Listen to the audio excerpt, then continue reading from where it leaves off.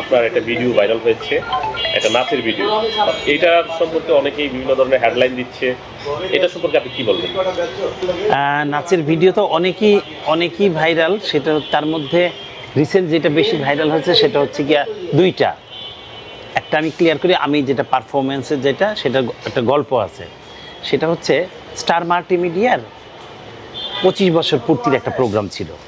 তো ওনারা বরাবরই ওদের বিভিন্ন প্রোগ্রামে বিভিন্ন ওদের মানে হয় কি বলে ফটো সুন্দরী প্রতিযোগিতা হয়, সেইগুলির মধ্যে আমি জাজ হই। তো ওনাদের ওই প্রোগ্রামটা সিলভার জুবলি প্রোগ্রাম হওয়াতে ওনারা তখন বললো যে ইসুফ ভাই কী করা যায় আপনাদের পারফরমেন্স। তখন আমি আবার একটু আমার একটা অপারেশন হয়েছে কিছুদিন আগে, সবাই জানে। তো আমি বললাম যে তাহলে একটা কাজ করে দেখি কি করা যায়। বলে আপনারা 90s যারা আছেন তাদেরকে নেই আমরা। তারপর 90s তারা খুঁজে 4জনকে বের করে, লেখা হচ্ছে মামুন ইত্যাদি কোরিওগ্রাফি করে মামুন। তারপরে ফায়ার ডান্স যেটা হয়েছে বাংলাদেশে প্রথম যে করছে ওকে নিয়ে আসছে, সেটা অপূর্ব।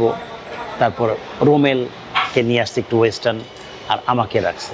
আমি ফিল্মিক যেটা আমি ফিল্মের সঙ্গে বেশি ওতপ্রোতভাবে জড়িত রাখার পরে 4জনকে 1 মিনিট করে টাইম দেওয়া হয়েছে, 4জনকে 4টা গান দেওয়া হয়েছে এবং ফিনিশিংয়ে 4জন একসঙ্গে পারফর্ম করছি।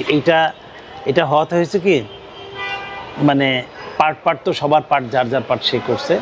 তো আমার পার্টটা যখন আসছে তখন মানে হলের মানে অডিয়েন্স উপরে দোতলায় নিচতলায় সবার, দোতলা হচ্ছে কি আমারই ছোট ভাই ব্রাদার, কেউ ফিল্মে কাজ করে, কেউ স্টেজে কাজ করে, টেলিভিশনে কাজ, কোরিওগ্রাফার, ডান্সার, ওরা সবাই উপর থেকে বসে ভিডিও করছে এক একভাবে।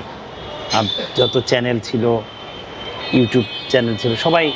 তো ওইটা ওইভাবে আর কি করলাম। তো আমি 3 মাস পরে প্রথম স্টেজে যেটা দেখেছেন ব্ল্যাক ড্রেস পরে যেটা ভাইরাল হয়েছে, এটা আমি 3 মাস পরে আমি অসুস্থ থেকে সুস্থ হওয়ার পরে প্রথম পারফরমেন্স করেছি ওখানে। তো জানি না কেমন করেছি, কিন্তু সবাই বলছে যে এমন নাচলেন। আমার ছেলেরা আমাকে আমার জুনিয়র কোরিওগ্রাফার এসে বলতে, ভাই আপনি নাচলেন জানেন, আপনার নাচ দেখে আমার চোখ দিয়ে পানি চলে আসে। আমি কেন?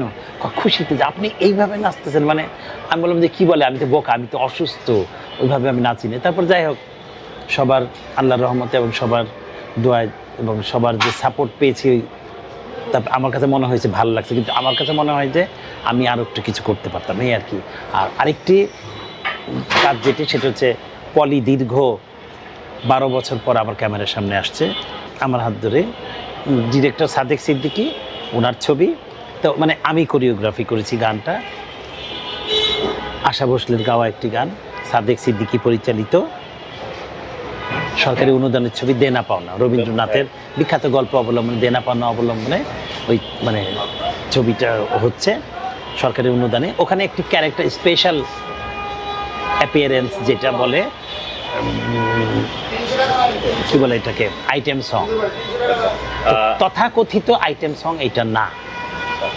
এটা হচ্ছে যেমন আগের দিনের নবাব জমিদাররা আয়েশ করতো, নাচ দেখতো, তাদের মনের খোরাক, মনের মনোরঞ্জনের জন্য যে নাচ হতো, সেই ক্লাসিক একটি নাচ ছিল। সেটা পলিও অনেক কষ্ট করেছে। পলিকে আমি 2 দিন 3 দিন রিহার্সাল করিয়েছি, কারণ ও তো আর এইরকম নাচের সঙ্গে ছিল না, সম্পৃক্ত ছিল না।